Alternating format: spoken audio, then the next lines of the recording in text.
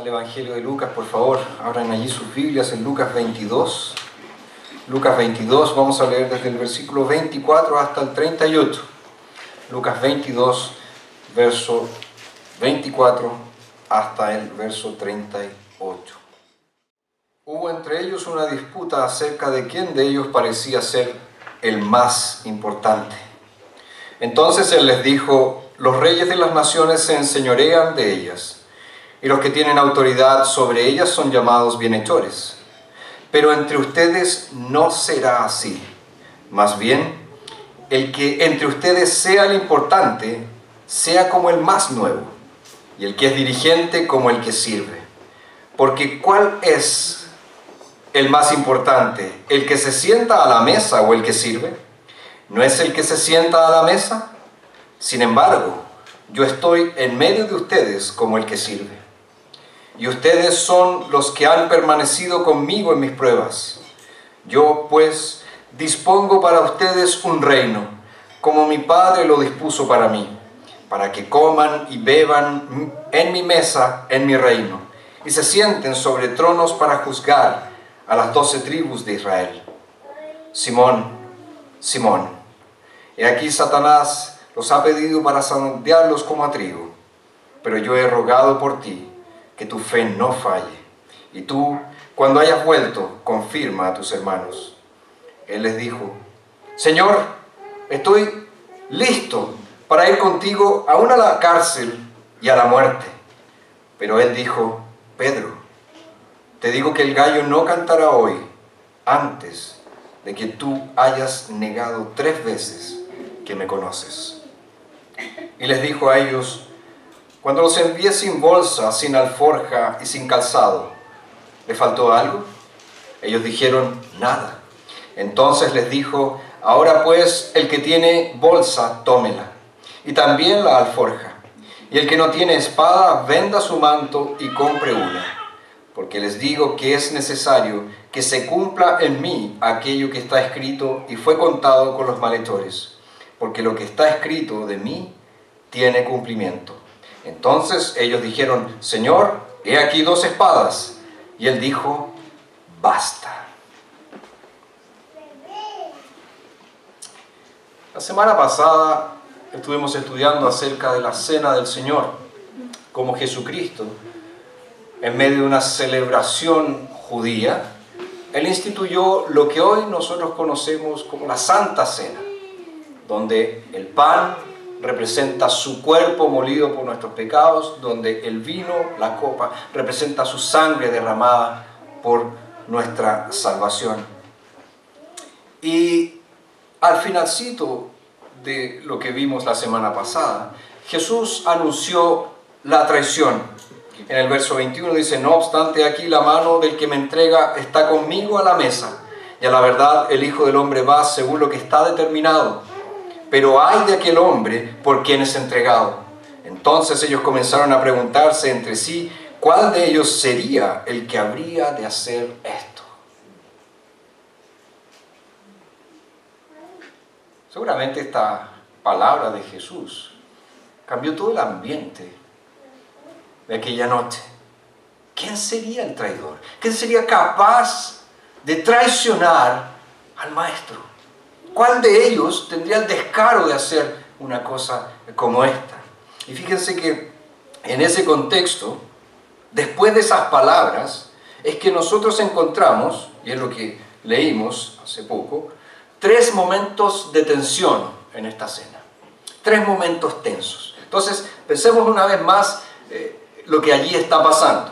Están todos sentados, mejor dicho recostados, porque en esa época no se sentaban a la mesa, estaban como recostados alrededor de la mesa, y empiezan a surgir tensiones. Estaban al finalcito de una cena donde Jesús les había hablado palabras de amor, les había hablado palabras de seguridad, y ellos lo estaban escuchando atentamente. Pero esta cena termina con un gusto amargo, porque surgen tensiones en medio de ellos. Y ese es el tema que quiero compartir con ustedes en esta mañana. Tensiones en torno a una mesa. Y lo primero que vemos es una discusión acerca de la grandeza. Una discusión acerca de la grandeza. Lucas nos menciona en el verso 24 que hubo una disputa acerca de quién de ellos parecía ser el más importante. Es decir, ellos estaban disputando, comenzaron a discutir, comenzaron a pelear acerca de cuál de ellos era el mayor, cuál de ellos era el más importante, aquel que ocupaba la más alta posición. Ahora, si nosotros hacemos un poquito de memoria, vamos a recordar que esta no fue la primera vez que sucedió algo así. De hecho, ya en Lucas capítulo 9, los discípulos estaban discutiendo acerca de quién de ellos era el más importante. ¿Y qué hizo Jesús en aquella ocasión? Tomó a un niño, lo puso en medio de ellos y les dijo: aquel de ustedes que quiera ser el más importante, sea como este bebé. También, nosotros ya lo vimos, surgió otra contienda cuando la mamá de los hijos del trueno se acercó a Jesús y les dijo: le quiero hacer una petición. En tu reino, mis hijos se pueden sentar uno a tu diestra y otro a tu siniestra, uno a la derecha y el otro a la izquierda. Y ahí nos dice el texto que los discípulos se enojaron mucho. ¿Y por qué se enojaron mucho? Porque ellos también tenían pretensiones de ocupar los mismos lugares. Entonces, ya habían ellos disputado acerca de estas cosas, ya habían tenido discusiones acerca de este asunto. Y aquí Lucas nos muestra que los discípulos tenían deseo de pelear sobre este asunto. Ojo, que el término aquí que aparece traducido como disputa es un término que apunta a pelea. Querían pelear. Querían discutir, no era solamente un intercambio de opiniones, oye, ¿cuál será el mayor? No, ellos querían pelear, yo soy el mayor, no, yo soy el mayor. Parece niños chicos ahí peleando sobre el asunto. Y probablemente existían varias opiniones. Por ejemplo, puede haberse levantado Pedro y él puede haber dicho: yo tengo que ser el principal, porque fui al primero a quien Jesús llamó para ser su discípulo. Pero a lo mejor Mateo, cuando escuchó eso, dijo: no, tú eres solamente un pescador. Necesitamos personas más instruidas. Alguien como yo, que soy una persona educada, que era rico porque era publicano, recaudador de impuestos. Tal vez se levantaron de nuevo los hijos del trueno y dijeron: no, Jesús nos llama a nosotros hijos del trueno porque somos poderosos y Él nos quiere al frente. En fin, tal vez surgieron muchas palabras en ese momento de tensión. Pero fíjense qué triste la escena. Jesús les acaba de anunciar que uno de ellos lo iba a traicionar. ¿Y qué hacen ellos? Se ponen a discutir acerca de quién es el más grande. ¿Quién es el más importante? ¿Quién es el que la va a llevar después de que Jesús ya no esté? Fíjense que muchas veces nosotros nos desviamos exactamente de la misma manera. Empezamos a pensar en lo que creemos merecer en la iglesia. Queremos ser líderes en la iglesia. Queremos ser considerados como los principales en la iglesia. Incluso si no es el momento indicado, si no es el momento adecuado, muchas veces hacemos todo lo posible para conseguir ciertas posiciones de liderazgo en la iglesia. Y esa es una muestra impactante de orgullo egocéntrico. Pero al mismo tiempo, no es sorprendente. No sorprende a nadie. ¿Por qué? Porque al igual que los discípulos, nosotros queremos que la gente sepa lo bueno que somos. Nosotros queremos que nos den la atención que creemos que merecemos. Queremos que las personas sepan cuán inteligentes somos, cuán atléticos somos, cuán musicales somos, cuán talentosos somos de una u otra manera. Queremos que la gente sepa eso, note eso, reconozca eso. En el trabajo, queremos ser los primeros. En casa, queremos que nuestros hermanos o hermanas pierdan para que nosotros ocupemos el primer lugar. En la iglesia, queremos que reconozcan el valor de nuestro ministerio. Queremos que nos admiren por la forma como enseñamos la Biblia. O por cómo criamos a nuestros hijos. O por cómo contribuimos a la obra cristiana. Nuestros anhelos por la grandeza están allí en esos pequeños comentarios que hacemos para inflar nuestra reputación. En la repentina decepción que sentimos cuando alguien nos aventaja en algo. En las fuertes críticas que lanzamos contra los logros de otra persona. Nos resulta difícil ser felices hasta que consigamos aquella grandeza que creemos que merecemos. Y incluso, nunca vamos a ser felices si las personas no saben cuán buenos somos, cuánto valemos, cuánto realmente me necesitan. Ahora, notando eso, Jesús les responde a sus discípulos con una ilustración que Él retira, que Él saca de la política. Él les habla de reyes, las personas más importantes en aquellos días, y les habla de líderes.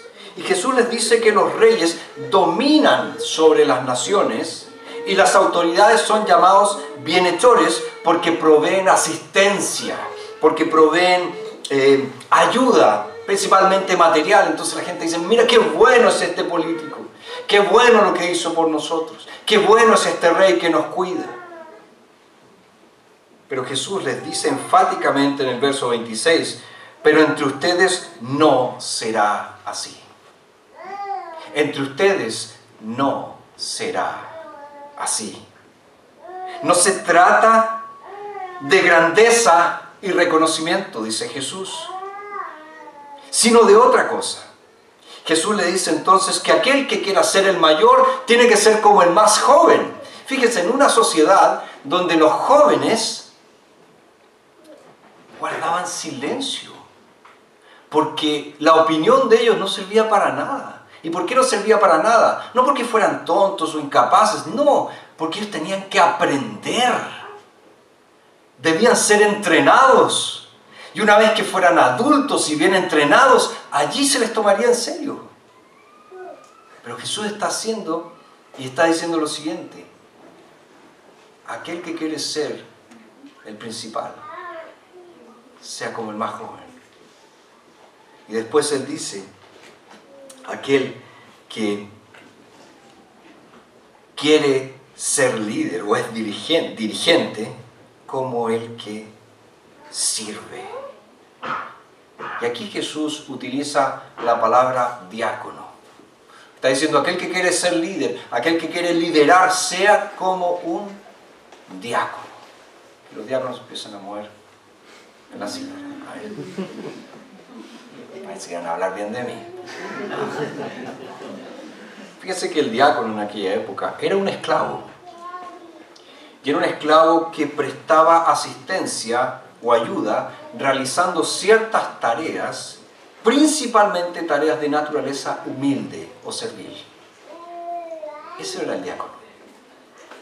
Un esclavo que hacía las tareas más humildes. Y Jesús está diciéndoles aquí a sus discípulos, si alguno de ustedes quiere ser líder, si alguno de ustedes quiere ser importante, sea el siervo de todos. Y estas dos comparaciones Jesús las remata con una pregunta diciendo, ¿cuál es más importante? ¿El que se sienta a la mesa o el que sirve? ¿No es el que se sienta a la mesa? O sea, la respuesta a estas preguntas de Jesús eran obvias. El que se sienta a la mesa es el importante y el que le sirve es menos importante. Y Jesús dice, sin embargo, yo estoy en medio de ustedes como el que sirve. Sin embargo, yo estoy en medio de ustedes como el que sirve. Fíjense, esa frase de Jesús le puso un punto final a la discusión de sus discípulos. Ustedes están hablando de grandeza. Ustedes están hablando de quién es el más grande, quién será el mayor. Yo que soy el Rey Jesús, vine a servir. Y si ustedes quieren ser líderes, tienen que ser siervos. En la medida que uno puede leer entre líneas acá, lo más probable es que cuando Jesús les dice, sin embargo yo estoy en medio de ustedes como el que sirve, todos quedaron con los ojos abiertos y empezaron a mirarse y a decir, la embarramos. Mira la tontera. ¿Cómo estuvimos discutiendo con una cosa tan absurda como esta? Fíjense que nuestro problema es que tenemos una definición incorrecta de lo que significa grandeza. Creemos que la gran persona es aquella que sobresale a los demás. ¿Es un siervo? No. Creemos que la grandeza es un amo. Él es el grande, aquel que es amo, el que es Señor. Y si es eso lo que pensamos, entonces toda nuestra idea de lo que significa ser grande debe ser redefinida por la definición de grandeza que dio Jesús.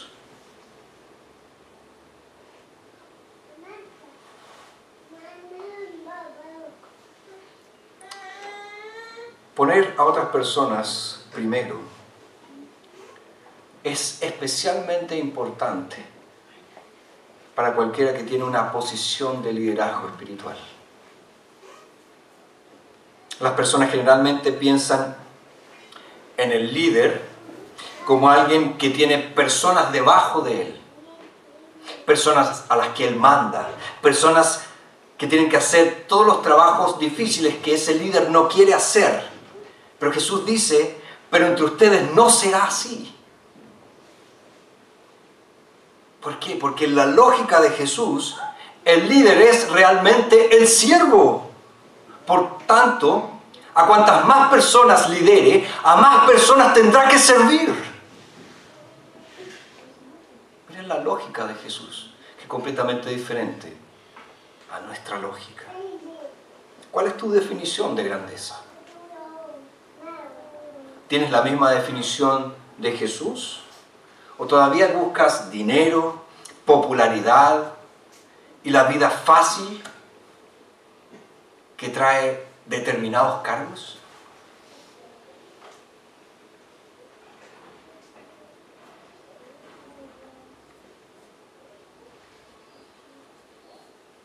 J.C. Ryle escribió lo siguiente acerca de la grandeza cristiana. Dice que las verdaderas pruebas de la grandeza cristiana son utilidad en el mundo y en la iglesia, una humilde disposición para hacer cualquier cosa y poner nuestras manos en cualquier buena obra, una alegre disposición para ocupar cualquier puesto, aunque sea humilde, y rechazar cualquier oficio, por desagradable que sea, si solo podemos promover la felicidad y la santidad. Entonces, no pasaremos esta prueba de la verdadera grandeza luchando por todas las cosas terrenales que las personas del mundo luchan, que trabajan duro por obtener, sino solo vamos a pasar esta prueba si damos nuestra vida para los demás. El discípulo más grande es aquel que ofrece el servicio más humilde. Fíjense, la lógica de Jesús. El discípulo más grande es aquel que cumple el servicio más humilde. Y nosotros tenemos la tendencia de mirar a aquellos que hacen las cosas más humildes como los menos útiles, como inservibles. Pero Jesús dice, no es así. Ellos son los verdaderamente grandes. Pero Jesús después introduce un nuevo elemento en la conversación. En el verso 28 dice, y ustedes son los que han permanecido conmigo en mis pruebas. Yo pues dispongo para ustedes un reino, como mi Padre lo dispuso para mí, para que coman y beban en mi mesa, en mi reino, y se sienten sobre tronos para juzgar a las 12 tribus de Israel. Fíjense, Jesús les dice a sus discípulos que ellos le han acompañado, han estado con Él en todas sus pruebas. Es decir, ellos saben quién es Jesús, ellos han entendido quién es Jesús, han conocido el carácter de Jesús. Por lo tanto, Jesús dice, yo les voy a asignar un reino. Ya que ustedes andan peleando acerca de quién va a ser el mayor, quién de ustedes va a ocupar la posición absoluta de líder, déjenme decirles algo, no vayan por ese camino, dedíquense solo a servir, el servicio más humilde es el mejor, pero no se desanimen. Yo les voy a asignar un reino, yo les voy a dar un reino. Ahora, estas son palabras sorprendentes, ¿por qué? Porque en esa misma noche los discípulos iban a negar a Jesús, iban a huir, iban a hacer como que no le conocían. Y Jesús aún así les está diciendo, yo les voy a asignar un reino a cada uno de ustedes.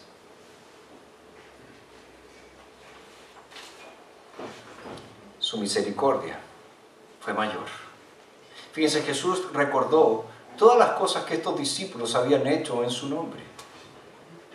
Las dificultades que habían sufrido durante estos 3 años de acompañar a Jesús.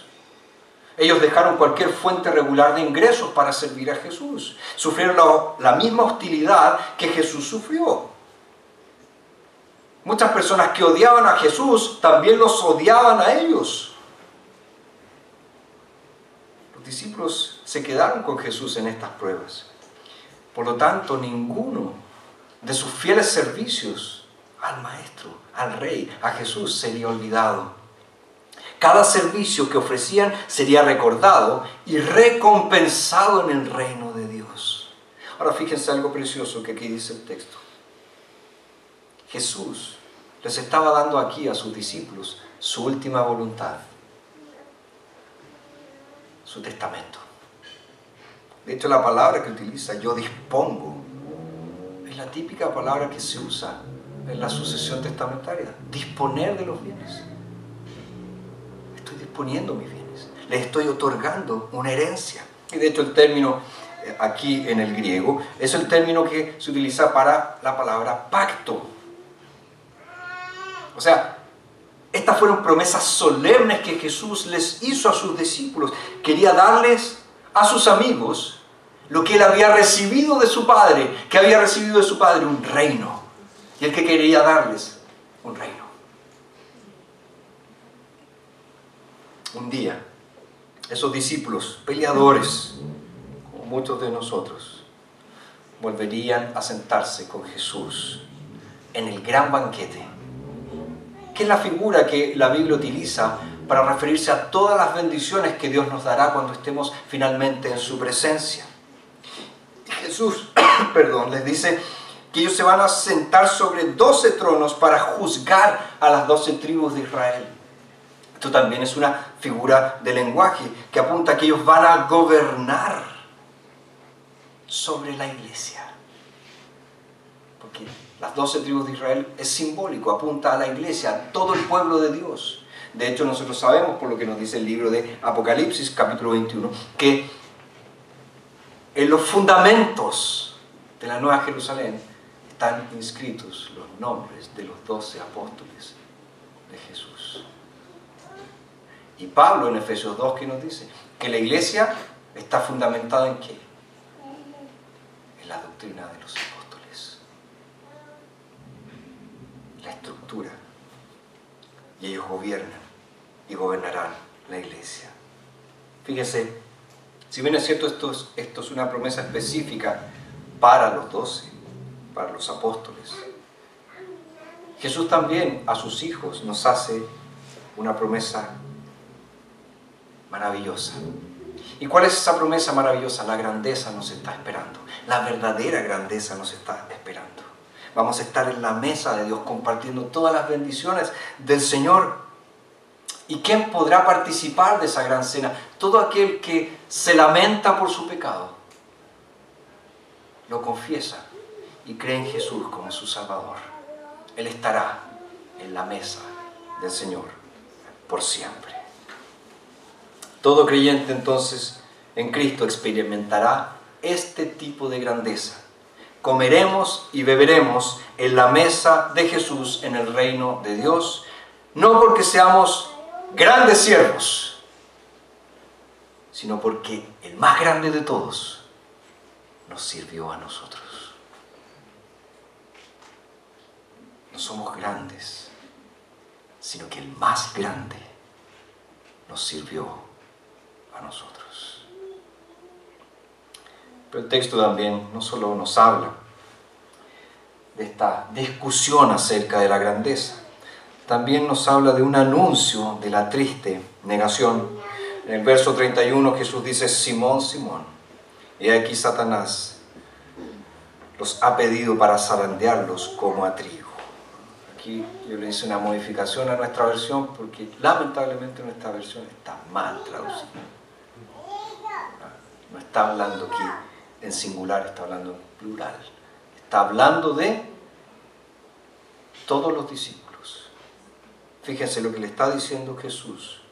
Le está diciendo a Pedro que Satanás ha reclamado a los discípulos para probarlos muy duramente y que esa solicitud de Satanás ha sido aceptada. Y Jesús, curiosamente, se dirige a Simón, Pedro, pese a su verdadero nombre, Simón. Nosotros sabemos que Jesús le puso Pedro después de la famosa declaración que él hizo en Mateo 16: tú eres el Cristo, el Hijo del Dios viviente. Yo te digo que tú eres Pedro. Y Pedro significa roca. Pero aquí le dice Simón, un nombre hebreo que puede significar el que escucha a Dios, pero también algunos dicen que significa el de nariz achatada. Como para, tal vez Pedro tenía su nariz un poco achatada, pero lo más probable es que se signifique lo otro, el que escucha a Dios. Y se dirige a él como Simón, no como Pedro. ¿Para qué? Para recordarle su flaqueza, su debilidad como ser humano. No le dice Pedro, no le dice: oye, roca, te va a pasar tal cosa, sino que le dice: Simón, Simón, 2 veces, para hacer énfasis. Satanás ha hecho esto. Quiere zarandearlos a ustedes como trigo, quiere probarlos. La forma, ¿verdad?, era lanzar el trigo al aire, pues lo recogía. Lo que se llevaba al viento era la paja que no servía, lo que volvía a caer era verdaderamente el trigo. Esa es un poco la figura que está utilizando aquí, es decir, los va a probar duramente para ver si son fieles o no. Pero Jesús le está diciendo también a Pedro: Satanás te quiere destruir. Eso es lo que él quiere hacer, te quiere destruir. Ahora, no es sorprendente que Satanás quisiera perseguir a Pedro. Después de todo, Pedro sí era el primus inter pares, el primero entre los iguales. Fue el primer discípulo a quien Jesús llamó. Pedro también fue el primero en confesar a Jesús como el Cristo. Pedro fue el primero en salir del bote y caminar en el agua, a pesar de que después se empezó a hundir. Si Satanás lograba destruir a Pedro, obviamente iba a lograr destruir a todos los demás.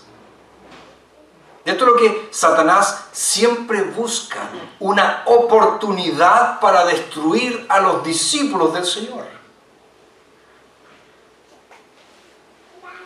Fíjense que Jesús dice que Satanás los ha pedido.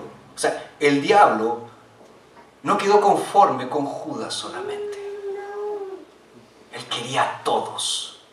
Quería a todos los discípulos, no solamente a uno. Los quería a todos. Y la Biblia nos dice que Satanás es el gran acusador. De hecho, eso es lo que significa el nombre Satanás, acusador. Y cuando se trataba de los discípulos, él tenía muchas acusaciones que hacerles. No eran perfectos estos hombres, así como nosotros no lo somos. ¿Realmente merecían ser seguidores del Hijo de Dios? ¿Realmente seguirían siendo fieles hasta el final? Satanás no creía que ellos podían ser fieles hasta el final. Satanás no creía que ellos podían servir a Dios con todo su corazón. Fíjese el paralelo con el libro de Job. Satanás tampoco creía que Job servía a Dios de corazón, sino que Satanás creía que Job servía a Dios únicamente por las cosas que Dios le daba a Job. En el fondo, Satanás le dice a Dios: claro, tu siervo Job, súper siervo, pero es rico, pues millonario, el más grande de los orientales, quítale todo, a ver si te sirve. Y Dios le dijo: dale, quítale todo. Porque en el fondo lo que Satanás está haciendo aquí, y lo hizo también en el caso del libro de Job, es decirle a Dios: tú no puedes hacer verdaderos adoradores. La gente solo te sirve por conveniencia. Quítales todas aquellas cosas que les convienen y nunca te van a servir. ¿Y Dios qué hace? Ah, sí, yo te voy a demostrar que yo puedo hacer verdaderos adoradores. De hecho, yo los creo.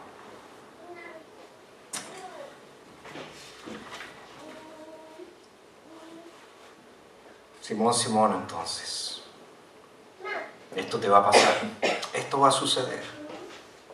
Pero dice otra cosa, verso 32, pero yo he rogado por ti, que tu fe no falle.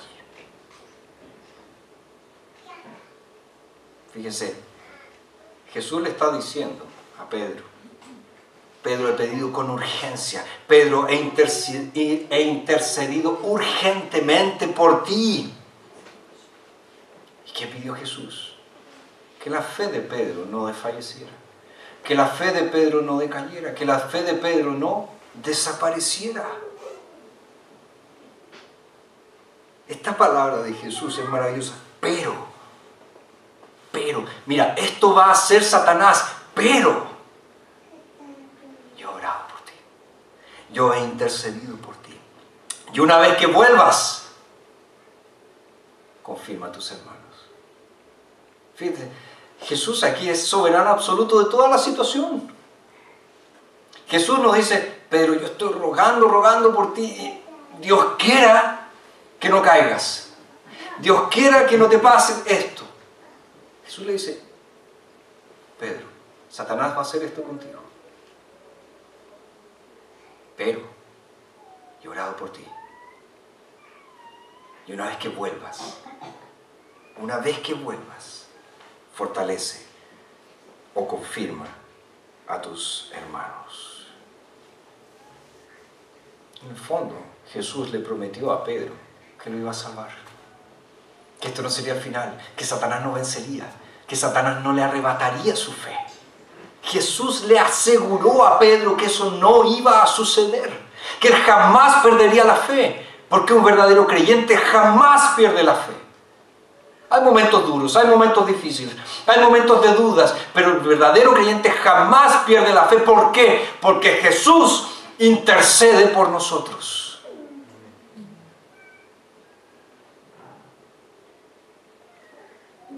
Pero es importante notar aquí por lo que Jesús no oró. Fíjense que Jesús no oró para que Satanás no le hiciera nada a Pedro. Es más, a Satanás se le permitió atacar a Pedro y a todos los discípulos. Jesús tampoco oró para que Pedro no pecara. En el plan de Dios, Pedro iba a pecar, iba a negar a su Señor, para aprender que él no podía depender de sí mismo, sino que tenía que depender absolutamente de Dios para todas las pruebas de la vida. Jesús tampoco oró para que Pedro tuviera una vida rica y feliz, en que pudiera caminar de un éxito espiritual a otro éxito espiritual.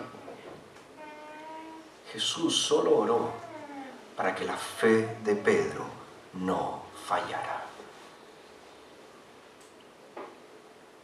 Fíjense, Jesucristo es el Dios omnisciente, que lo sabe todo. Y si es esto lo que Él oró por Pedro, entonces esto es realmente lo más importante. La fe es lo que Satanás quería quitarle a Pedro. Si Pedro dejaba de creer en Jesús, entonces Pedro iba a pertenecer a Satanás. Y eso es lo que Satanás siempre quiere hacer, quitarnos la fe que hace que un creyente sea un creyente. Y esta es la oración que a Jesús le encanta hacer por todos sus discípulos. La oración del Salvador que pide que la fe de un pecador no falle. Y Jesús está ocupado ahora mismo, en este preciso instante, haciendo lo mismo por nosotros. De hecho, Pablo en Romanos 8 dice que Jesús está a la diestra de Dios intercediendo por nosotros. Y el autor a los Hebreos dice que Él puede salvar por completo a los que por medio de Él se acercan a Dios, puesto que vive para interceder por ellos. O sea, Jesús es el intercesor infinito del pueblo de Dios. Él vive para orar por nosotros y su principal oración por nosotros es que la fe de mis hijos no falle. ¿Estás puesto a pensar en eso? En los momentos de duda, en los momentos de dificultad. Si tan solo pudiéramos ver a Jesús de rodillas al lado del Padre, diciéndole al Padre que la fe de tal no falle. Que la fe de tal no falle. Jesús está orando por nosotros, como les digo, para que nuestra fe no falle. Está orando por nuestro dolor crónico, para que en nuestra debilidad física no dejemos de confiar en la bondad de Dios. Jesús está orando en nuestro matrimonio problemático, para que en nuestro enojo no dejemos de confiar en su amor. Jesús está orando en nuestra situación financiera, para que en nuestra urgente preocupación de pagar las cuentas no dejemos de confiar en que Dios va a proveer para todo lo que necesitamos. Jesús está orando en medio de nuestro desánimo secreto, para que en la noche oscura de la desesperación nunca dejemos de confiar en Él. Y Él también está orando por nuestro vagar en el pecado, para que no dejemos de confiar en su perdón.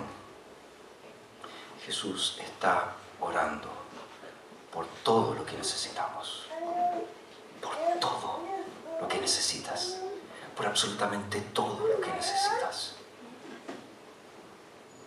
Pero Pedro, al igual que muchos de nosotros, parece no haber entendido nada. Y le respondió a Jesús de una manera muy presuntuosa, verso 33, Señor, estoy listo para ir contigo aún a la cárcel y a la muerte. O sea, está diciendo, yo estoy preparado para ir a prisión por ti. Yo estoy preparado para morir por ti. Es una declaración tremendamente audaz. Y de hecho es la primera vez que un discípulo de Jesús en los evangelios dice una cosa como esta. Nunca antes un discípulo había dicho esto. Señor, estoy listo para ir a prisión y a morir por ti. ¿Pero qué pasó? ¿Cuál fue el problema? Era una jactancia vacía. Después de discutir quién era el más grande, después de recibir esta instrucción de Jesús acerca de la verdadera grandeza, probablemente Pedro quiso demostrar que él era el más grande y dice, yo voy a ir a la muerte por ti. Yo estoy dispuesto a ir a la muerte por ti. La confianza de Pedro estaba absolutamente fuera de lugar.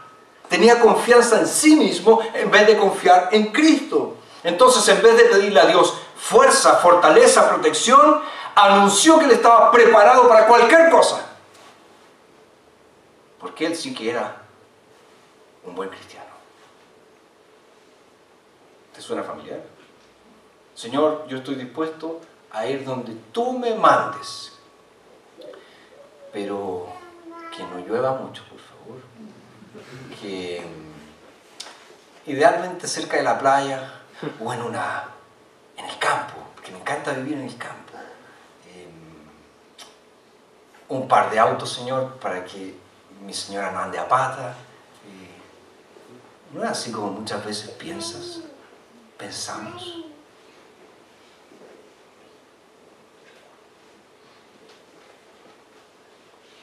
Fíjense que este fue el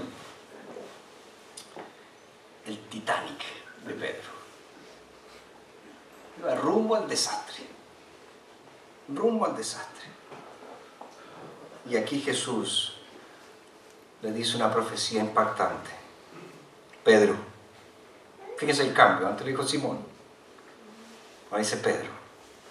Ya que te crees fuerte. Si Jesús hubiera hablado en inglés, le hubiera dicho Rocky. Pedro, te digo que el gallo no cantará hoy antes de que tú hayas negado 3 veces que me conoces.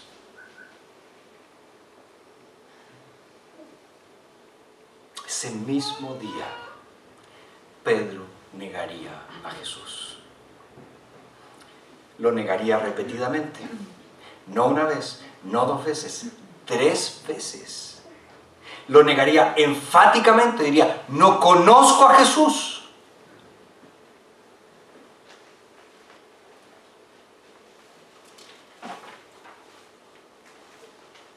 ¿Qué es lo más triste? Que esta profecía se hizo realidad. Al final de esa noche, Pedro lloró las lágrimas amargas de su triple negación. Fracasó porque trató de ser fuerte en su propia fortaleza, sin reconocer su debilidad. Y esta es una fuerte advertencia para nosotros, para que no cometamos el mismo error. Pedro cometió este error. Nunca debemos pensar que estamos fuera del alcance de cualquier pecado en particular. No, este pecado a mí no me va a atacar. No, la codicia, no, yo no soy codicioso, yo soy súper humilde. No, el orgullo, no, yo de orgullo no tengo nada. Amor al dinero, no, si yo me conformo con lo que tengo nomás.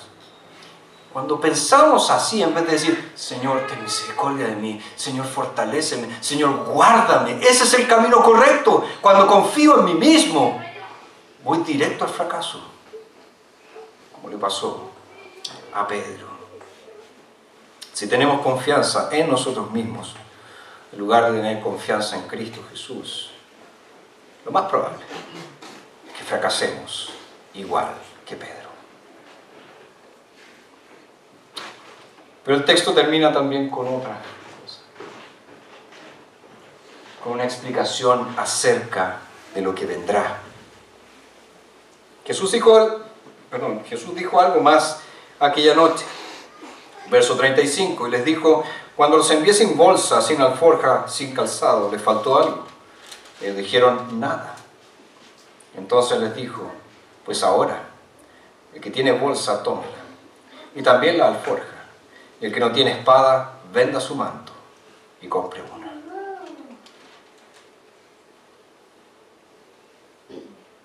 Jesús los lleva a recordar aquella primera vez en que los envió a predicar por todo Israel y les dijo que no llevaran nada.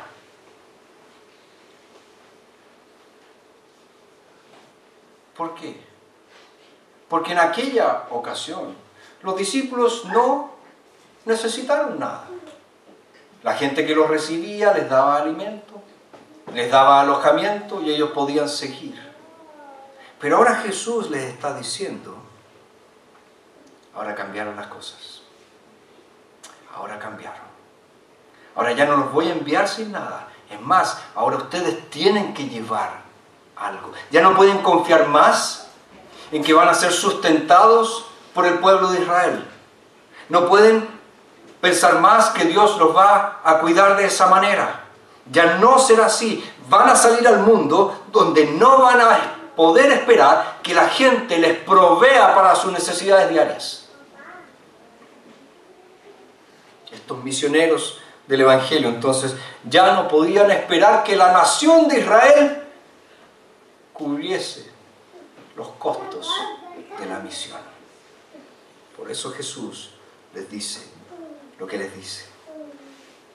Había llegado el momento en que los discípulos tenían que llevar un poco de comida y un poco de dinero.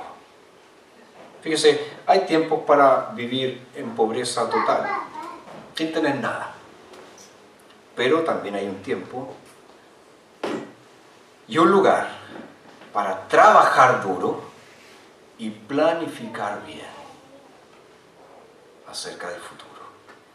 Y el pueblo de Dios, nosotros, la iglesia del Señor, hoy, ya no vivimos más en Lucas 9. Vivimos en Lucas 22. Donde cada creyente es llamado a vivir en total dependencia de Dios para cada necesidad diaria, pero debe estar preparado. Debe hacer un uso correcto de los recursos que Dios le ha dado. Debe guardar para la obra, no para sí mismo, no para gastar en tonteras, sino para la obra de Dios.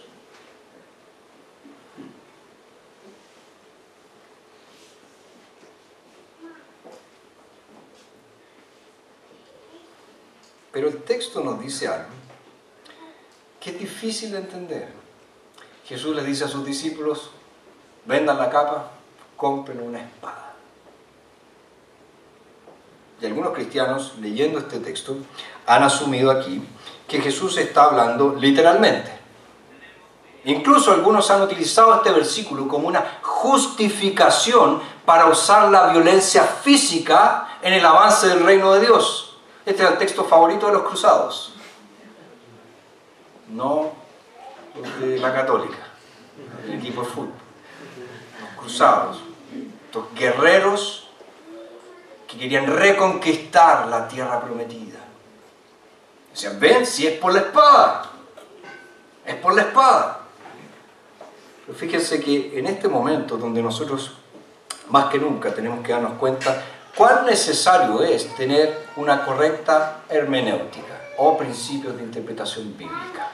¿Por qué? Porque leyendo el texto, tú te das cuenta que más adelante, cuando Pedro quiere defender a Jesús y le corta la oreja al discípulo del sumo sacerdote, ¿qué es lo que le dice Jesús? Basta con eso. Ese no es el medio. Yo nunca he querido violencia. Yo nunca he querido espada. Yo no quiero fuerza física en nombre de Dios.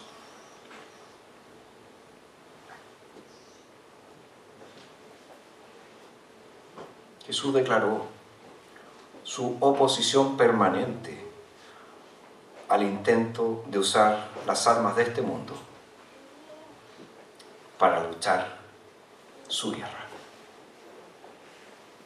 Pablo lo dice claramente en 2 Corintios 10 cuando dice que nuestras armas no son de este mundo. Y con esta reprensión que está haciendo Jesús, está diciendo a sus discípulos lo siguiente: estén preparados, porque además de entrar en esta nueva etapa de la misión, donde van a tener que llevar lo necesario, ustedes también van a enfrentar una oposición espiritual muy grande. Por lo tanto, aquí la espada es una figura de lenguaje que Jesús está utilizando para decirles: ustedes van a la guerra ahora. Pero no es una guerra convencional, no es una guerra con armas humanas, es una guerra con armas espirituales, y ustedes tienen que estar preparados. Y esta también es nuestra vocación como cristianos. Luchar con todas nuestras fuerzas por la causa de Cristo, no buscando jamás el poder mundano, sino confiando en el poder del Espíritu de Dios. Ser un seguidor sincero de Cristo en este mundo, que está bajo el poder del pecado y del maligno, trae inevitablemente el desprecio, trae inevitablemente el odio de aquellos que rechazan a Dios y a su Cristo. Y la única manera de mantenerse firme en un mundo así es estar espiritualmente equipado con el poder de Dios y armado con la espada de Dios, que es la palabra eterna del Señor. Ya para estar concluyendo, ¿cómo te gustaría que terminara tu cena con Cristo? ¿Llena de tensiones? ¿O con una sensación de completa y absoluta satisfacción? Fíjense que Jesús hoy nos llama a reevaluar, en primer lugar, lo que entendemos por grandeza. También nos llama a no confiar en nosotros mismos frente a las tentaciones. Y nos llama también a entender bien cómo será la misión de la iglesia en este mundo hoy. Pero principalmente lo que Jesús está haciendo aquí es llamarnos a salir de una vez por todas de nosotros mismos y mirarlo a Él. A Él. A Él. Dejemos de pensar en nosotros mismos por un instante y enfoquémonos en Él. Jesús es precioso para aquellos que lo miran con fe. Jesús es todo para aquellos que lo aman con todo su corazón. Tú amas a Jesús. Lo amas de verdad. Entrega tu vida a Jesús. Reconoce tus pecados, reconoce tus maldades y busca tu plena satisfacción en Jesús. En todos los momentos. Y vas a tener todo. Porque Jesús es todo. Señor, queremos agradecerte porque tú siempre reorientas nuestra vida con tu palabra. Gracias, Señor, por este llamado a ser humildes para ser realmente grandes. Gracias por este llamado a depender absolutamente de ti frente a las tentaciones. Y gracias también, Señor, porque en esta batalla espiritual tenemos tu Espíritu y tenemos tu palabra.